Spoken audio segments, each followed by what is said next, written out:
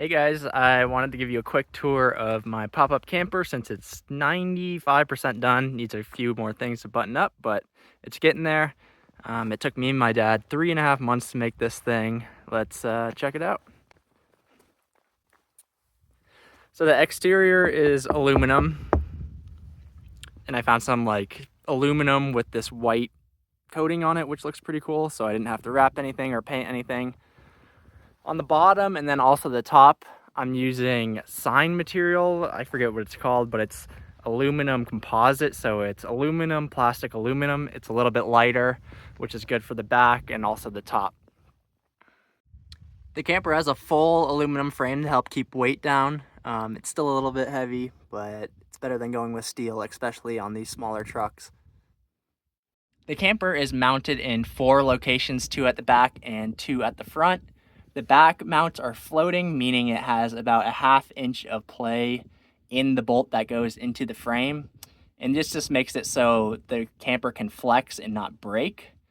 And we tested this by putting the truck up on blocks, flexing it, and seeing how much the frame actually bent. So we had to move those or give the bolts about a 1/2 inch of play. On the front, I don't know if you can see it up there. Those are hard mounted to the frame, so no play, but they do have rubber bushings in there to help dampen everything. On the back here, I just have some RV or trailer lights. There's some turn signals at the bottom and turn signals at the top.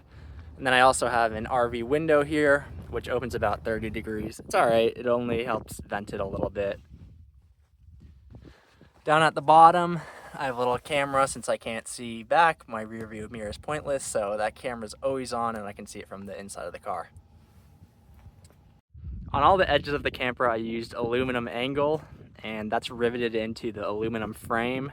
There's also some sealant in there as well to help keep water from leaking in. So that wraps all the way around, just kind of ties everything together, keeps it strong. Then on the side here, I have a little gas thing. I just had to undo the stock gas tank line and then kind of bend it into place so it'll fit in this little housing. But it works pretty well. And then down here, I just have some storage bins. I don't really have anything in there. Anything in there can get stolen, so I have like paint and some oil and stuff.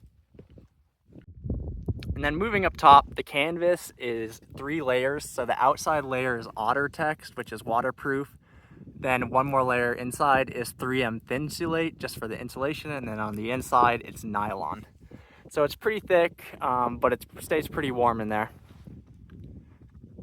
And on the side here, to get inside, I bought a teardrop trailer door. It's kind of small, but it works pretty well. I think I got this on eBay for 250 bucks.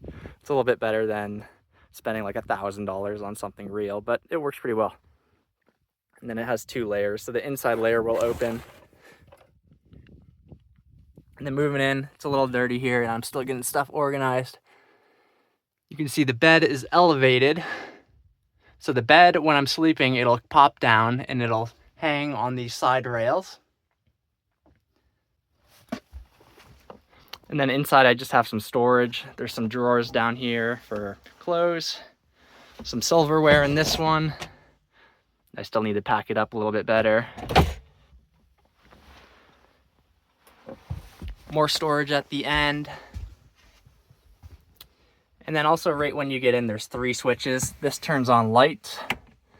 So I ran LED lights underneath the whole sides. They look pretty good and illuminate it pretty well. So the first switch controls the lights in here, just the light bars. The second switch turns on the refrigerator or powers the refrigerator. And then the third switch gives power to the diesel heater. Then over here, I just have a standard 12-volt cigarette lighter to use any accessories. And then I also have just a USB charger, if I can get this open, with some ports, so I can charge my stuff.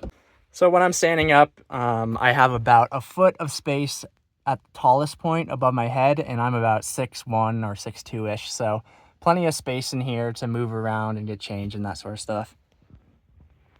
And then on the counter here, I have a little stove. And then underneath the stove in these cabinets, I have a little fridge. And this is only a 10-quart fridge. Move this out of the way.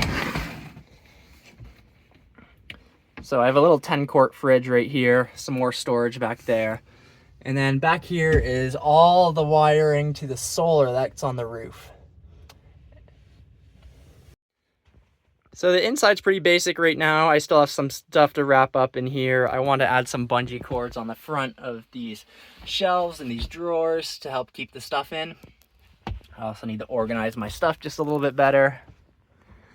Up here on the bed, you can see the mattress is pretty thin. This is a 3-inch mattress with just a little thermarest underneath it.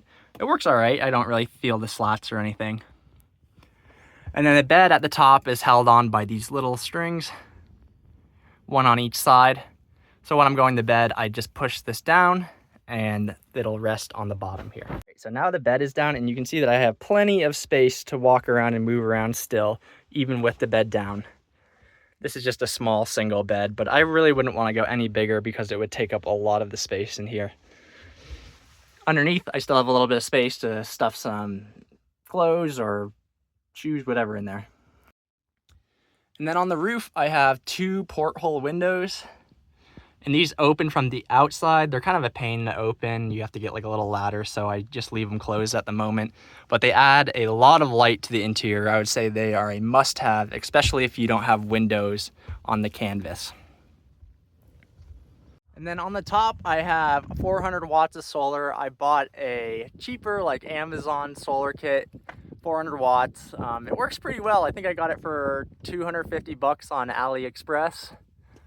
I would recommend. I think it can power the lights and the heater and everything no problem, especially when there's sun.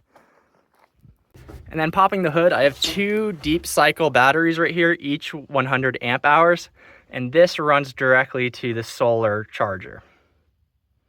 So 200 amp hours is a lot. It'll get me by for probably 3 or 4 days if there is no sun. Right now, these are not hooked up to the alternator or the starter battery. I'm just trying to see, do I really need to do that first, or should I just leave these as they are and just stand alone from the starter battery? And at the moment, they seem to be working. So every time I have to pop the camper up, I have to unclip these. They're currently not on, but they clip to the top there. So I unclip those, and then I have to crawl in and then push the top up. It's not super bad. It probably takes me, I don't know, a minute or 2 minutes at most, so not a ton of time.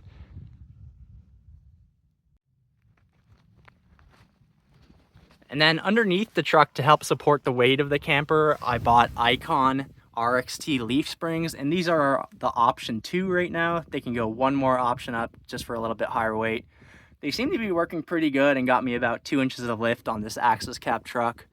I also bought some Bilstein 5100 shocks, and they've been pretty good, and I have 6100 Bilsteins on the front. They're a little bit stiff. I probably need to add some weight to the front, but so far so good.